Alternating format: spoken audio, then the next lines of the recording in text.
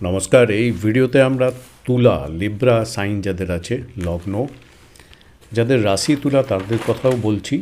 2025 নতুন বছর 2025 সাল কীরকম যেতে পারে আমরা এই ভিডিওতে ডিটেলসে অ্যানালিসিস করে বোঝার চেষ্টা করব।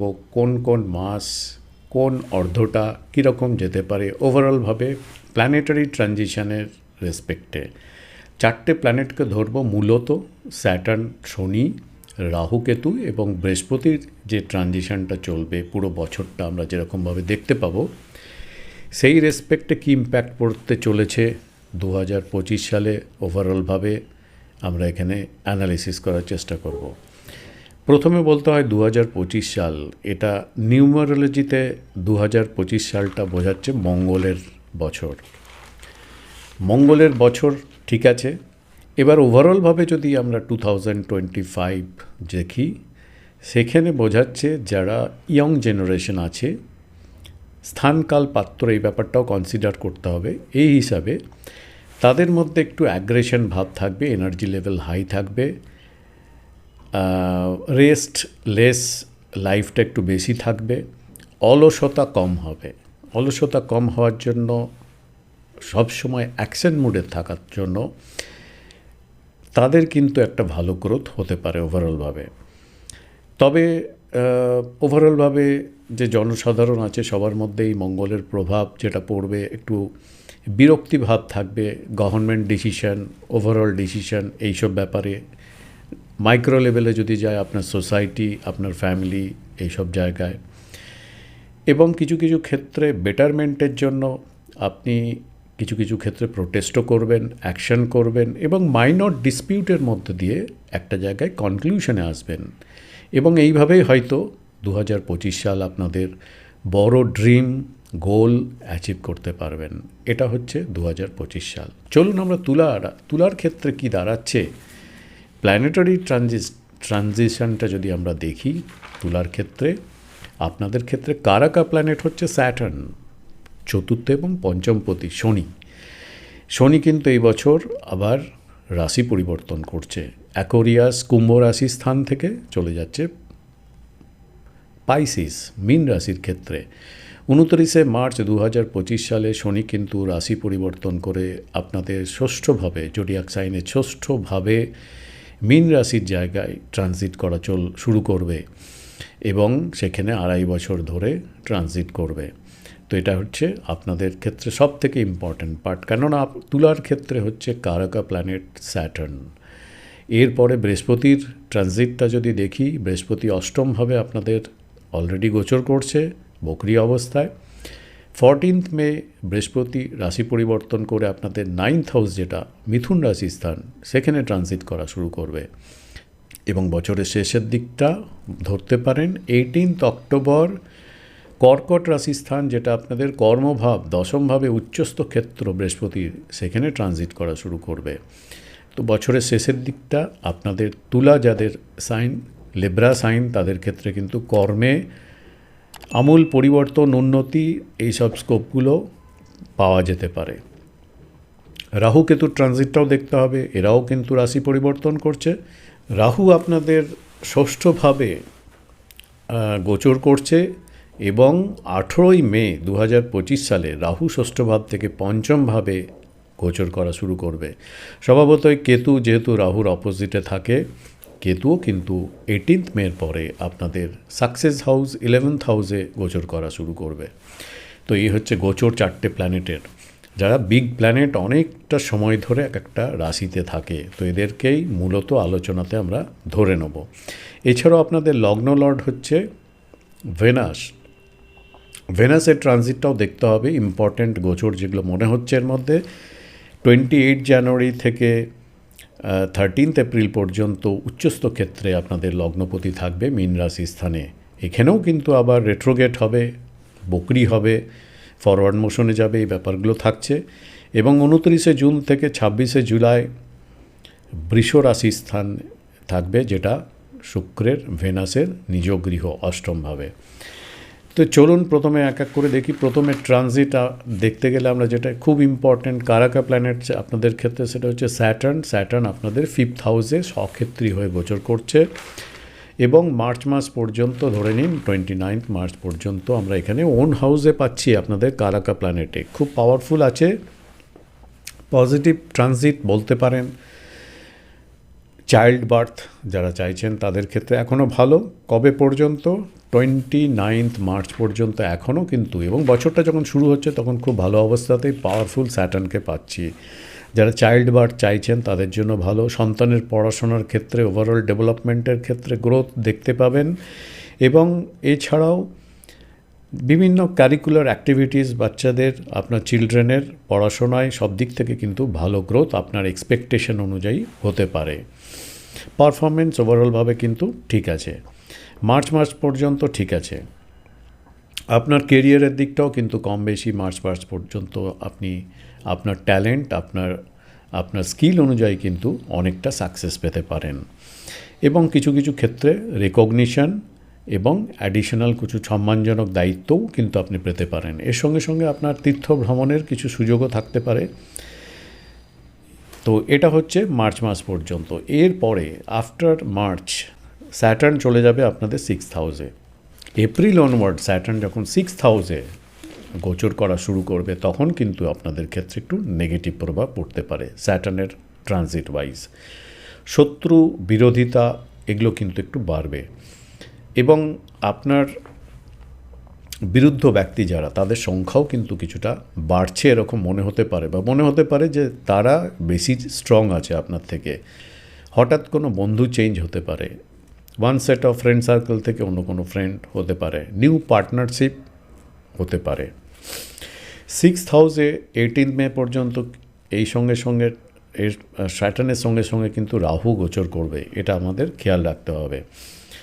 তবে রাহুর নেগেটিভিটিটা স্যাটার্নের থাকার জন্য কিছুটা ইম্প্যাক্টটা কম হতে পারে।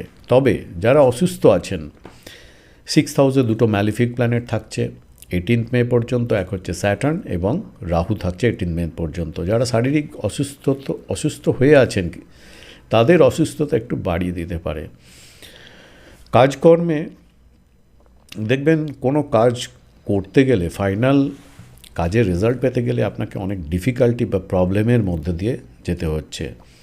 আপনি যদি চাকরি করেন দেখবেন অফিস পলিটিক্স অনেক বেড়ে গেছে এবং তার জন্য আপনার অ্যাংজাইটি লেভেল কিন্তু অনেকটা বাড়িয়ে দিতে পারে। যারা বিজনেস করছেন তাদের ক্ষেত্রে সতর্ক থাকুন এপ্রিল মাসের পর থেকে।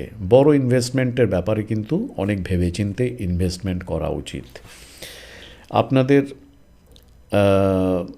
এপ্রিল অনওয়ার্ডস কিন্তু একটু ধার কিন্তু বাড়তে পারে। বিভিন্ন কারণে লোন নিয়ে নিলেন, হয়তো house loan, personal loan, car loan ইত্যাদি ইত্যাদি। এরকমভাবে আপনাদের ধার, ক্রেডিট কিন্তু বেড়ে যেতে পারে। এই জায়গাটা একটু ব্যালেন্স রাখার ব্যাপারটা আপনাদের চিন্তা ভাবনা করতে হবে। যাদের কোর্ট কেস চলছে, সেই কোর্ট কেস কিন্তু আপনার ফেভারে নাও আসতে পারে। এগুলো বলছি কিন্তু কেবলমাত্র ট্রানজিটটাকে প্যারামিটার করে। এবারে ধরুন একটা ব্যক্তিগত চার্টে তো ডিফাইন থাকে কার কোনটা ভালো সময়, কোন দশা, অন্তর্দশা, প্রত্যন্তদশা পিরিয়ড কার জন্য ভালো ডিজাইন করা আছে, সেট করা আছে। এটা তো চেঞ্জ করা যায় না। যদি আপনি ভালো দশা, অন্তর্দশা, প্রত্যন্তদশার মধ্যে দিয়ে যাচ্ছেন, সেক্ষেত্রে আপনাদের এগুলো কিন্তু মিনিমাম এফেক্ট করবে।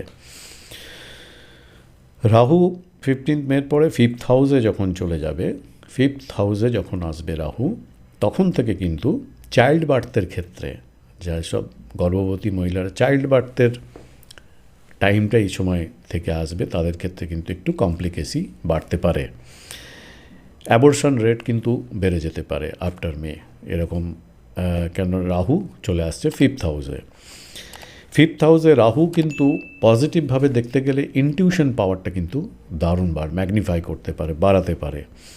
যারা পজিটিভভাবে ইউজ করতে পারবেন, যাদের বার্থ চার্টে রাহুর পজিশন ভালো আছে, তাদের ক্ষেত্রে রাহু কিন্তু এই ম্যাগনিফাইড ইনটিউশন পাওয়ারের জন্য তাদের কিন্তু ট্রিমেন্ডাস সাকসেস দিতে পারে।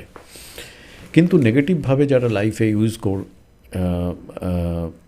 ভাবনা চিন্তা করবেন তাদের ক্ষেত্রে কিন্তু আরও নেগেটিভিটির দিকে নিয়ে যেতে পারে।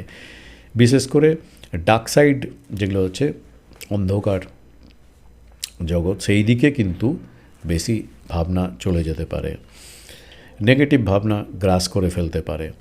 স্টুডেন্টদের ক্ষেত্রে এই ব্যাপারটা বেশি মাথায় খেয়াল রাখা উচিত। ইন্টেলিজেন্স লেভেল কিন্তু বাড়বে, কিন্তু কনসেন্ট্রেশন এবং আউটসাইড ইনফ্লুয়েন্সের জন্য কনসেন্ট্রেশন ব্রেক, পড়াশোনায় ধৈর্য অধ্যাবসায়ের অভাব কিন্তু হতে পারে। হঠাৎ টেম্পারমেন্ট বাস্ট করতে পারে নেগেটিভভাবে। তো এইগুলো এখন থেকে ভাবনা চিন্তা করে রাখতে হবে। তবে ভালো ব্যাপারটা হচ্ছে 14 মে থেকে বৃহস্পতির যে ট্রানজিটটা থাকছে সেটা কিন্তু ভালো। আপনাদের 9th হাউসে বৃহস্পতির মতো শুভ প্ল্যানেট ট্রানজিট করবে। এটা আপনাদের higher level knowledge, upper knowledge, education বা skill development, wisdom level high করার দিক থেকে আপনাদের হেল্প করতে পারে। এবং কোনো ব্যক্তি, মেন্টর, গুরু, পিতা, এদের সহযোগিতায় আপনার লাইফে যে অবস্ট্রাকশনগুলো আছে সেগুলো থেকে রিমুভ করে কিভাবে বেরিয়ে আপনার বেটার হ্যাপিনেস এবং সাকসেসের জায়গায় পৌঁছবেন তার একটা রাস্তা তাদের সহযোগিতায় আপনি পেতে পারেন এবং তাদের সহযোগিতা আপনাকে হেল্পফুল করতে পারে। একটা জিনিস লক্ষণীয়, 18th মে পরে যখন রাহু ট্রানজিট করে চলে আসবে আপনার 5th হাউসে, বৃহস্পতিও যখন থাকবে আপনার 9th হাউসে, তখন আপনাদের যে ত্রিকোণ ভাবগুলো 1, 5, 9, এই যে ত্রিকোণ ভাব, এই ত্রিকোণ ভাবগুলোতে কিন্তু বৃহস্পতি এবং রাহুর কানেকশন থাকবে কোনো না কোনোভাবে, দৃষ্টি বা অ্যাসপেক্টের মাধ্যমে। তো আপনাদের ত্রিকোণ ভাব রাহু এবং বৃহস্পতির ইনফ্লুয়েন্স থাকার জন্য, যেহেতু একটা গুরুচণ্ডল টাইপের ব্যাপারটা থাকছে, তো বৃহস্পতির ওপর রাহুর ইম্প্যাক্ট বা রাহু বৃহস্পতির একটা কানেকশান এটা, এবং আপনাদের 18th মে থেকে 18th অক্টোবর পর্যন্ত এই পিরিয়ডটা কোনো ব্যক্তিগত বড় ডিসিশন বা সন্তান সম্পর্কে, ফ্যামিলি সম্পর্কে, বিজনেস সম্পর্কে, হায়ার স্টাডিজ রিলেটেড বা আপনার ট্যুর ট্রাভেল রিলেটেড কোনো বড় ডিসিশন কিন্তু আপনাদের অনেক ভেবেচিন্তে নেওয়া দরকার। কেননা রং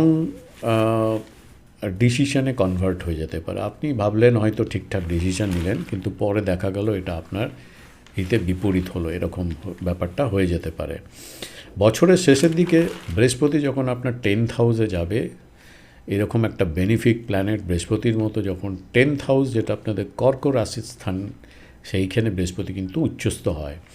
তো 18th অক্টোবরের পর থেকে আপনাদের profession, career, overall career, profession, এই দিকটাতে অনেক উন্নতির স্কোপ কিন্তু তৈরি হতে পারে, সম্ভাবনা তৈরি হতে পারে, এবং অনেক ক্ষেত্রে আপনাদের প্রপার সাকসেস গ্রোথের জায়গাটা, প্ল্যাটফর্মটা তৈরি হতে পারে। ফেব্রুয়ারি মাসের থেকে, ফেব্রুয়ারি এবং মার্চ মাস এবং বছরের শুরুটাও মোটামুটি ঠিক আছে। ফেব্রুয়ারি এবং মার্চ মাস আপনাদের যে লগ্ন লর্ড, রাশি লর্ড শুক্র উচ্চ গৃহে থাকবে, এই সময়টাও বেশ ভালো। আপনাদের যে কোনো প্রতিযোগিতা বা ওভারঅল যে কোনো কাজকর্মের যে জায়গাটা, সব জায়গাতেই তো আমাদের প্রতিযোগিতা বা নিজের ক্যাপেবিলিটি, নিজের যোগ্যতা প্রমাণ করে এগোতে হয়। এই সব জায়গায় কিন্তু আপনাদের অনেকটা এগিয়ে লাগবে, এবং আপনার অ্যাকসেপ্টেবিলিটি সোসাইটিতে, আপনার কাজের জায়গায়, বিজনেসের জায়গায় খুব হাই লেভেলে থাকবে। অ্যাকসেপ্টেবিলিটি বেশি থাকার জন্য আপনাদের কাজকর্ম বা কোনো কিছু অ্যাচিভমেন্ট, কোনো কিছু প্রাপ্তির দিক থেকে আপনাদের সার্বিকভাবে হেল্পফুল হবে। তো এরকম একটা জেনারেলাইজড আইডিয়া পাওয়া যাচ্ছে। এটা তো কোনো ব্যক্তিগত ন্যাটাল চার্ট নয়, যেখানে আরও ফ্যাক্টরগুলো, মানে একটা ব্যক্তিগত ন্যাটাল চার্টে যদি দেখতে হয়, সেখানে প্রত্যেকটা হাউজের আবার ডিভিশনাল চার্ট আছে, হোরা চার্ট দেখতে হয়, দ্রেকানা চার্ট দেখতে হয়, নবাংশ দেখতে হয়, D10 চার্ট দেখতে হয়, D16 দেখতে হয়, D30 দেখতে হয়, অনেক কিছু দেখতে হয়। তারপরে তার সঙ্গে দশান্তর্দশা দেখতে হয়, সেখানেও আবার ক্লাসিফিকেশন আছে, বিংশোত্তরী কনসেপ্ট আছে, চর দশাটা খুব একটা ভালো টেকনিক জৈমিনীর। এইগুলো সব কিছু মিলিয়ে একটা করে ফাইনালি প্রেডিক্ট করা সম্ভব এক একটা ব্যক্তির কীরকম যেতে পারে। যদি আপনি পার্সোনালাইজড কনসালটেন্সি বা এই বছরটা সম্পর্কে আরও ডিটেলসে আপনার চার্ট সাপেক্ষে আরও ব্যক্তিগত ডিটেলস যদি আরও জানতে চান, তাহলে অনলাইন কনসালটেন্সি আমি দিয়ে থাকি। ওপরের ওয়েবসাইটটা চেক করতে পারেন, বা এখানে ডিটেলস, প্রসিডিওর, ফিজ ইত্যাদি সব পেয়ে যাবেন।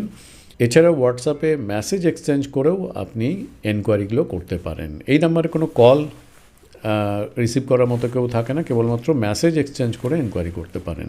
আশা করব 2025 আপনাদের অনেক সুখ, শান্তি, স্বাস্থ্য এগুলো ভালো থাকবে, এবং অর্থ, সম্মান এবং ভাগ্যের দিক থেকে আপনাদের অনেক প্রাচুর্য নিয়ে আসবে। অনেক ধন্যবাদ।